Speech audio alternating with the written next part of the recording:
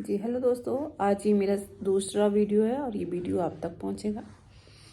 तो पहला वीडियो मेरा आ चुका है जिस मैंने प्रेगनेंसी के ऊपर बनाया था वो वीडियो कि मैंने कैसे कंसीव किया है, क्या प्रॉब्लम्स मुझे आई थी।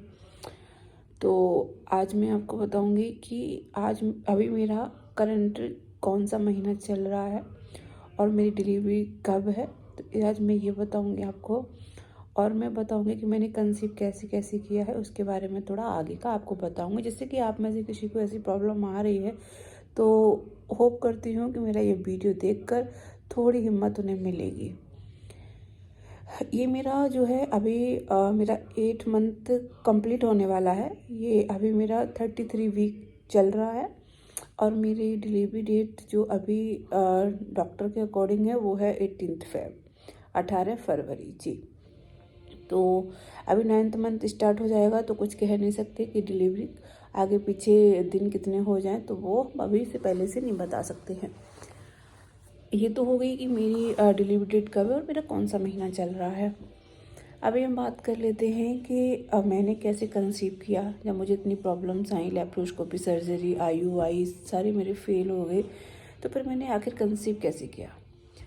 मैं बता दूं आपको, जब मैंने ट्राई किया था कंसीव करने के लिए उस टाइम मेरा वेट था 72 kg। तो मुझे नेचुरली कंसीव नहीं हो रहा था और डॉक्टर की मेडिसिन से भी मुझे कंसीव नहीं हुआ। मैंने लैप्रोस्कोपी कराई, IUI कराया, सॉरी लैप्रोस्कोपी मैंने नहीं कराई। लैप्रोस्कोपी मुझे डॉक्टर ने सजेस्ट किया था, मेरा पूरा बिल बन गया था। वो बिल मैं आपके साथ शेयर करूँगी। अभी मेरे पास सारे बिल डॉक्यूमेंट रखे हैं जो मैं आपके साथ शेयर करूँगी। और फिर मैंने लैप्रोस्कोपी, डॉक्टर ने मुझे बोला कि आप लैप्रोस्कोपी करा लीजिए। तो मैंने डॉक्टर से बात की कि क्योंकि अभी तक जितनी भी रिपोर्ट्स आई थी उसमें मुझे कोई प्रॉब्लम नहीं थी, सारी रिपोर्ट्स मेरी नॉर्मल थी। तो मैंने डॉक्टर से पूछा कि जब सारी रिपोर्ट्स नॉर्मल आ रही हैं और लैप्रोस्कोपी मैंने मानो करा ली और उसमें भी सब कुछ ठीक निकला, फिर क्या करेंगे हम। तो डॉक्टर ने मुझे बोला कि फिर कुछ नहीं करेंगे सुनीता, फिर हमें बस सारा प्रोसेस फिर से वही करना है जो हमने अभी तक किया है। लाइक जैसे पहले मेडिसिन पर रखा मुझे, उसके बाद IUI की है, यही सारा फिर से प्रोसेस स्टार्ट करेंगे। तो मुझे ये चीज़ थोड़ी अच्छी नहीं लगी। शायद उनके हिसाब से ऐसा ही होना चाहिए था, पर मुझे ये अच्छा नहीं लगा क्योंकि मुझे अंदर से फील हो रहा था कि मेरी बॉडी में सब कुछ ठीक है, कोई कमी नहीं है। और लेप्रोस्कोपी अगर मैं करा भी लेती हूँ तब भी कोई कमी तो निकलने से रही है। तो मैंने बोला डॉक्टर कोई कमी नहीं हुई तो फिर क्या। डॉक्टर ने बोला कुछ नहीं, वही दवाइयाँ फिर से स्टार्ट करेंगे।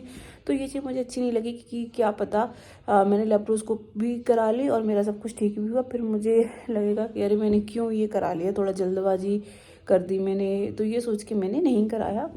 और उस दिन मैं डॉक्टर के पास से घर आ रही थी तो मैं सोचती रही कि मुझे क्या करना है क्या करना है। मेरा बहुत दिमाग ख़राब हो रहा था, मैं अंदर ही अंदर रो रही थी और मेरा रो रो के बुरा हाल हो रहा था। मैंने घर आके अपने हस्बैंड को बोला कि मेरे हस्बैंड बिल्कुल रेडी थे कि तुम्हें जो करना है करा लो। उन्होंने मेरा बहुत सपोर्ट किया है, बहुत सपोर्ट किया है। हमेशा कहते थे तुम्हें जो कराना है तुम बस मुझे बता दो, किस दिन चलना है, क्या करना है। तो मैंने इनको बोला मेरा मन कर रहा है कि मैं अभी लेप्रोस्कोपी नहीं कराऊंगी, अभी हम कुछ दिन और वेट कर लेते हैं क्योंकि हम सारी मेडिसिन से ऑलरेडी परेशान हो गए, मतलब थक के बैठ चुके थे सारी दवाइयाँ लेके। कुछ में ऐसी कुछ सक्सेस साथ नहीं लगी तो बहुत परेशान थी कि मुझे अब क्या करना चाहिए। मैं तो इलाज करा के भी थक गई, इतना पैसा खर्च हो गया, कोई कमी भी नहीं निकल के आ रही। तो डॉक्टर की लैंग्वेज में मुझे अनएक्सपेक्टेड इनफर्टिलिटी थी जी, unexplained infertility, sorry unexplained infertility थी, जिसको वो एक्सप्लेन ही नहीं कर पा रही थी कि कमी कहाँ आ रही है। तो ये बात थी जनवरी की, जनवरी आई थिंक 22 या 23 जनवरी की ये बात थी जो मैंने लेप्रोस्कोपी नहीं कराई थी। और मेट्रो से घर आ रही थी तो मेरे मतलब मेरा बहुत रोना आ रहा था, मुझे कुछ दिखाई नहीं दे रहा था, बस लग रहा था मैं रोऊं और कुछ मुझे समझ नहीं आ रहा था, बस भगवान को याद कर रही थी। मैं मेट्रो से जब घर आ रही तो मैं मेट्रो में ही अपना ऐसे टाइम पास के लिए फ़ोन चलाने लगी मैं। और फ़ोन चलाते चलाते मैंने ऐसे किसी का वीडियो देखने लगी। उस टाइम मैं बहुत वीडियो देखती थी कि कंसीव कैसे करूँ नेचुरली, इस टाइप की वीडियो। तो एक किसी का ब्लॉग दिखा था मुझे जिसमें उन्होंने बोला कि उन्हें भी ऐसी कोई प्रॉब्लम आ रही थी। तो उस टाइम उन्हें किसी ने सजेस्ट किया था कि वो वैष्णो माता जाएं और वहाँ जाके अपनी झोली फैला के माता रानी से मांगें, तो मन्नत पूरी उनकी मन्नत पूरी हुई थी। उनके ब्लॉग में ऐसा था। तो मुझे भी कहीं ना कहीं ये होप मन में एक उम्मीद जगी कि मैं भी एक बार देख लेती हूँ, माता रानी के दरबार में जाके मांगती हूँ, हो सकता है मेरी किस्मत भी खुल जाए।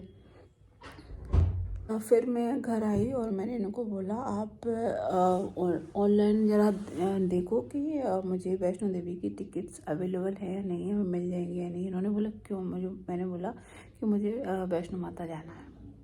तो इन्होंने मैं काफ़ी टाइम से गई भी नहीं थी खैर, और इन्होंने बोला ठीक है। इनका मन था, इनका भी बहुत टाइम से मन था कि तुम थोड़ा बाहर घूमने चलो, तुम्हारा माइंड थोड़ा अच्छा हो जाए, क्योंकि हमेशा उन्हीं चीज़ों में मेडिसिन ले रही, डॉक्टर के पास जा रही, तो दिमाग और भी ज़्यादा अपसेट था। तो उन्होंने बोला थोड़ा बाहर घूम के आते हैं कहीं, जिससे कि तुम्हें थोड़ा सा रिलैक्स फील होगा और अच्छा फील करोगी।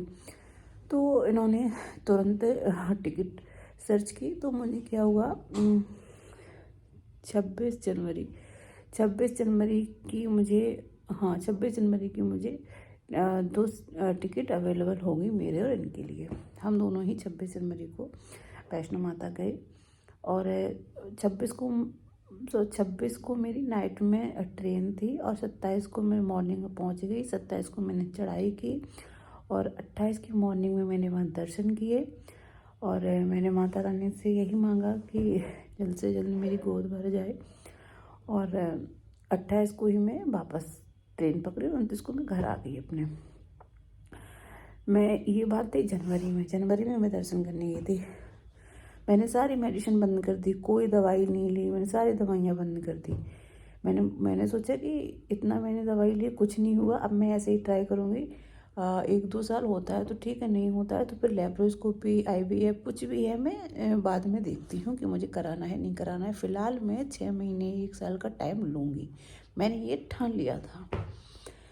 धीरे धीरे होता है, फरवरी निकल गई, मार्च निकला, अप्रैल निकला, मई। बात आती है मई के महीने की। मई के महीने में क्या होता है, अगेन मैंने वीडियो देखा, किसी का वीडियो, ब्लॉगिंग में देखती रहती टाइम पास के लिए। अब तो कभी कभी मूड ख़राब होता था तो मैं ब्लॉगिंग देखती थी, जिससे कि मेरा टाइम पास हो जाए, मेरा माइंड भी ख़राब ना रहे।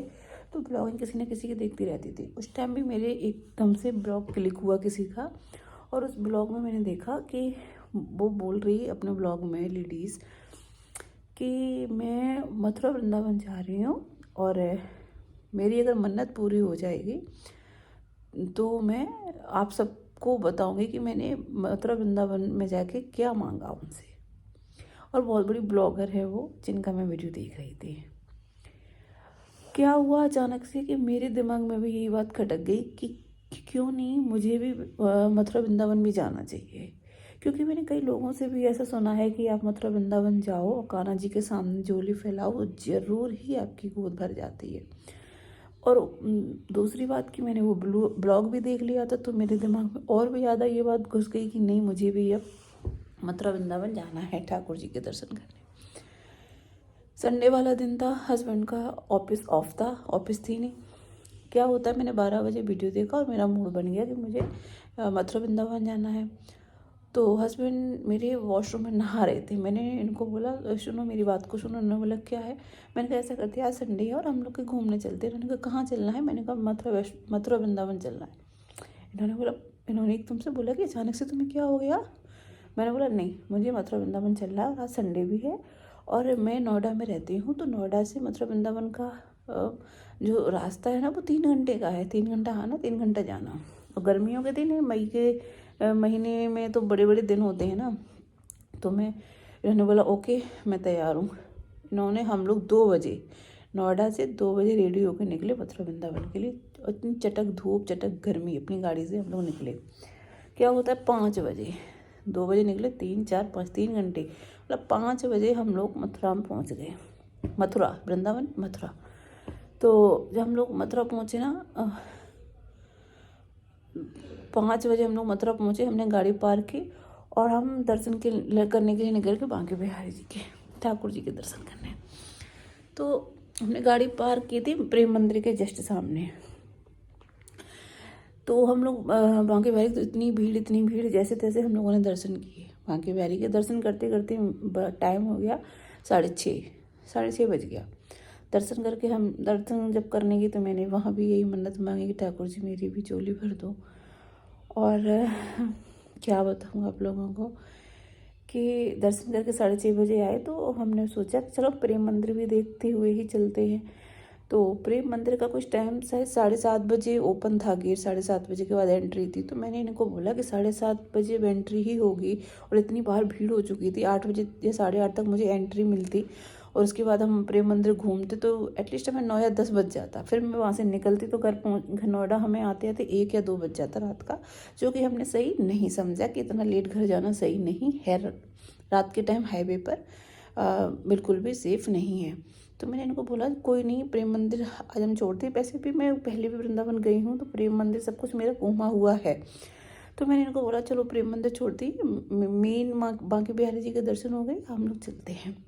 बस वहाँ बांके बिहारी के ही दर्शन करके मैं आ ही रही थी तो एक रास्ते में मुझे ठेला मिला, ठेला जिसको क्या होता है ठिलिया, जिस पे लोग छोटे छोटे मिट्टी की मूर्ति, कान्हा जी की और लाफिंग बुद्धा, ये सारे लोग जो बेचते हैं इनकी मूर्ति दिखी।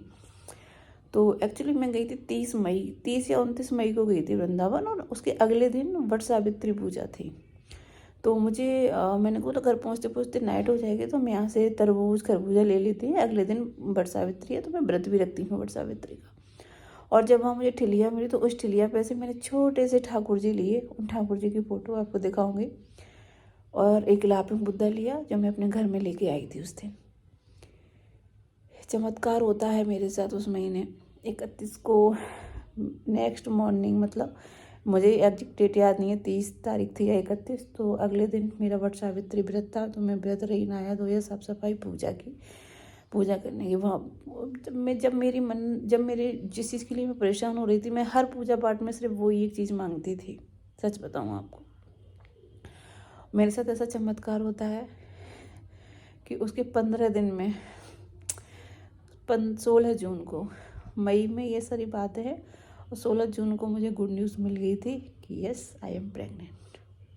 यस, ऐसा चमत्कार मेरे साथ हुआ। वाकई ये मेरे साथ एक चमत्कार ही है, जो कि इतना इलाज कराने के बाद नहीं मिली मुझे ये खुशी। और मुझे भगवान के दर्शन करने से, भगवान के सामने झोली फैलाने से, भगवान पता नहीं क्या क्या कहूँ मैं इस चीज़ को, मेरे लिए तो बस एक ही शब्द है, चमत्कार, जो कि मेरे साथ हुआ है। और बहुत बहुत शुक्रिया अदा करती हूँ अपने भगवान को, दिन रात उनको थैंक यू बोलती हूँ कि उन्होंने मेरी झोली भर दी है खुशियों से, और कुछ नहीं कह सकती, स्पीचलेस हूँ अभी। तो बस आज के लिए इतना, आगे नेक्स्ट वीडियो में बताऊँगी। और आप लोगों की कोई क्वेरी रहती है तो कमेंट कीजिए, मुझे कमेंट में रिप्लाई करूँगी, नहीं तो मैं वीडियो भी बनाऊँगी। आपका जो भी क्वेश्चन है आप प्लीज़ मुझसे बेझिझक पूछिए। तो थैंक यू फॉर वॉचिंग। बने रहिए, अब प्लीज़ मेरे चैनल को आप लाइक सब्सक्राइब ज़रूर कर लीजिए, और वीडियो पसंद आए तो शेयर भी कर दीजिए। अभी मैं नई हूँ चैनल पर, तो इतने अच्छे से वीडियो बनाना नहीं आता, बट धीरे धीरे मैं सीख जाऊँगी तो आपको वीडियो और भी क्लियर और अच्छे मिलेंगे। Thank you.